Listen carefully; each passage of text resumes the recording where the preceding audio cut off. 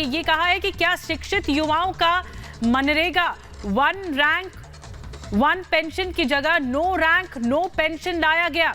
1.5 साल में भर्ती नहीं हुई। 1.5 लाख लोग सेना से रिटायर हुए। बड़े अफसरों को भी 4 साल के लिए रखा जाए। तो सवाल पूरी स्कीम को लेकर उठा रहे हैं। क्या कुछ कहा है, सुनिए जरा। बढ़िया।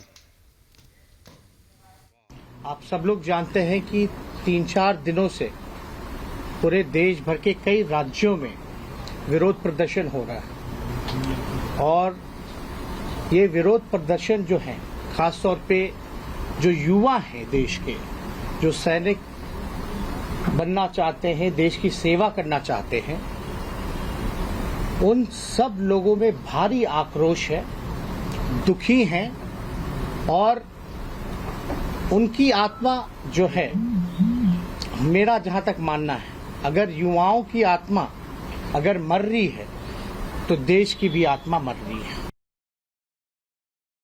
और रुख करेंगे तमाम हमारे सहयोगी ग्राउंड जीरो पर तैनात हैं। हमारे सहयोगी वैभव हमारे साथ गोपालगंज से जुड़ गए, सृष्टि हमारे साथ पटना से जुड़ी हुई हैं, जहानाबाद से सुमित हमारे सहयोगी इस वक्त हमारे साथ जुड़ गए। सबसे पहले पटना का रुख करेंगे। सृष्टि, आपके पास क्या अपडेट है?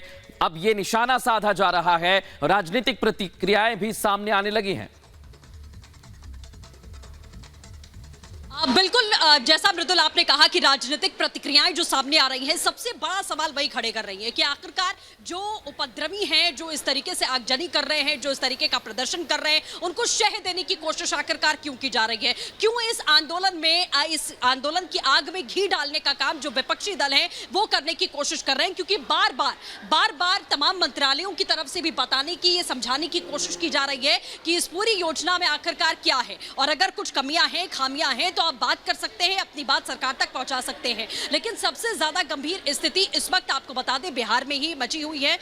पटना स्टेशन पर हम मौजूद हैं। डीआरएम साहब यहां पर पहुंचे, उनसे हमने बातचीत की। डीएम साहब यहां पर पहुंचे, उनसे हमने बातचीत की, क्योंकि कल भारत बंद का ऐलान किया गया है। भारत बंद के तहत भी आखिरकार बिहार सबसे ज्यादा संवेदनशील हो जाता है, जिस तरीके का उपद्रव हमने पिछले 3 दिनों में देखा है।